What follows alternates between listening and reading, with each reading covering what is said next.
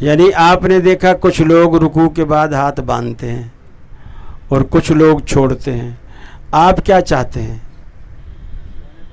آپ چھوڑنا چاہتے ہیں یا باندھنا چاہتے ہیں؟ باندھنا چاہتے ہیں. دیکھیے ہمارے پاک و ہند میں بر صغیر میں اس چیز کو اسے کہتے ہیں وضع الیدین بعد الرکوع، یعنی ہاتھ باندھنا رکوع کے بعد.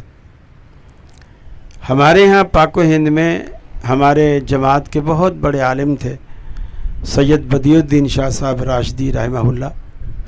انہوں نے اس کو متعارف کروایا اور اس کے بعد پھر ہمارے موجودہ جماعت کے بہت بڑے عالم ہیں شیخ عبداللہ ناصر رحمانی حافظہ اللہ، اس کے بعد انہوں نے بھی اس کو باندھا اور بہت سارے پھر ان کے شاگرد اس طرح وہ ہاتھ باندھنے کا سلسلہ شروع ہوا. شیخ ناصر صاحب حافظہ اللہ سے یہی سوال کیا گیا سعودی عرب کے اندر. جدے میں ایک پروگرام تھا اور یہ عاقل بھائی جو جدے والے ہیں، اصل تو انڈین ہیں اور جدے میں ہوتے ہیں، وہ اسٹیج سیکرٹری تھے اور وہ سوال کر رہے تھے اور شیخ جواب دے رہے تھے. تو یہی سوال شیخ صاحب سے، شیخ ناصر صاحب سے کیا گیا تو انہوں نے فرمایا حدیث میں صراحتاً نہ تو رکوع کے بعد ہاتھ باندھنے کی کوئی حدیث ہے اور نہ صراحتاً رکوع کے بعد ہاتھ چھوڑنے کی حدیث ہے. اور یہ بات درست ہے، یہ بات 100% درست ہے کہ رکوع کے بعد نہ تو حدیث نے یہ بیان کیا کہ اللہ کے رسول نے ہاتھ باندھے اور نہ یہ بیان کیا کہ رکوع کے بعد آپ نے ہاتھ چھوڑے.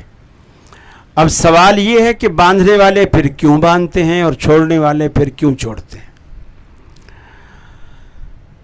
باندھنے والے اس لیے باندھتے ہیں کہ سنن نسائی میں ایک روایت ہے، اس روایت کے الفاظ یہ ہیں کہ اذا قام فی الصلاۃ، اللہ کے رسول جب بھی نماز میں کھڑے ہوتے تھے تو وضع یدہ الیمنی علی یدہ الیسری، آپ جب بھی نماز میں کھڑے ہوتے تھے آپ دایاں ہاتھ بائیں کے اوپر رکھ لیتے تھے.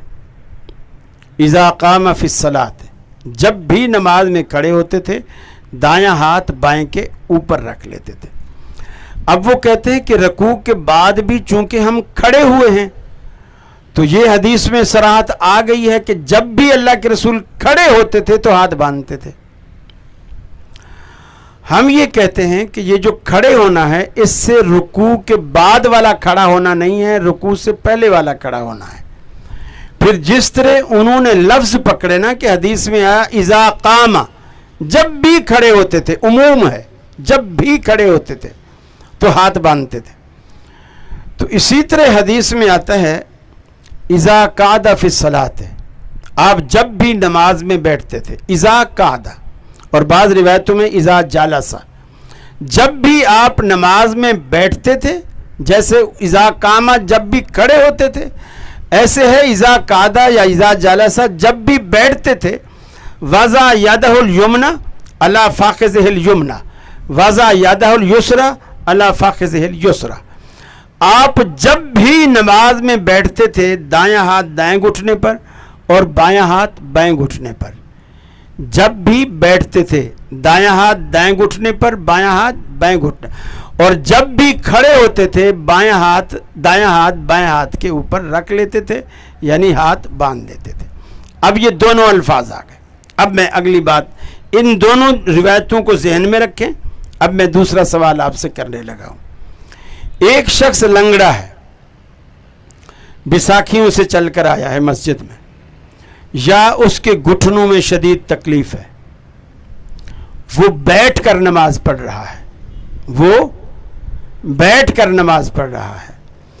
حدیث میں ہے اذا قعد فی الصلاۃ، اللہ کے رسول جب بھی نماز میں بیٹھتے تھے دائیں ہاتھ دائیں گھٹنے پر رکھتے تھے، بایاں بائیں گھٹنے پر رکھتے تھے. اب وہ بندہ بیٹھ کر نماز پڑھ رہا ہے، ہاتھ کہاں رکھے گا، یہاں یا یہاں، کہاں رکھے گا؟ تو اس حدیث کا کیا کرو گے کہ جب اللہ کے رسول نماز میں بیٹھتے تھے تو ہاتھ یہاں رکھتے تھے اور سینے پر آپ کیوں رکھوا رہے ہیں جبکہ حدیث تو آپ یہ سنا رہے ہیں کہ اللہ کے رسول کھڑے ہوتے تھے تو ہاتھ باندھتے تھے؟ وہ تو کھڑا ہی نہیں ہوا، وہ تو بیٹھا ہے. ہاں، یا تو ایسی حدیث دکھاؤ کہ اللہ کے رسول بیٹھتے تھے تو بھی ہاتھ ایسے باندھتے تھے، ایسی حدیث دکھاؤ، اور ایسی حدیث نہیں ہے. اب وہ کھڑا نہیں ہوا تو کھڑے ہونے والا عمل اس سے کیوں کروا رہے ہو؟ اب وہ بیٹھا ہے تو بیٹھے ہونے والا عمل کراؤ. جب تک آپ اس کی دلیل ڈھونڈیں انشاءاللہ، جب تک ہم جوس پیتے ہیں. جی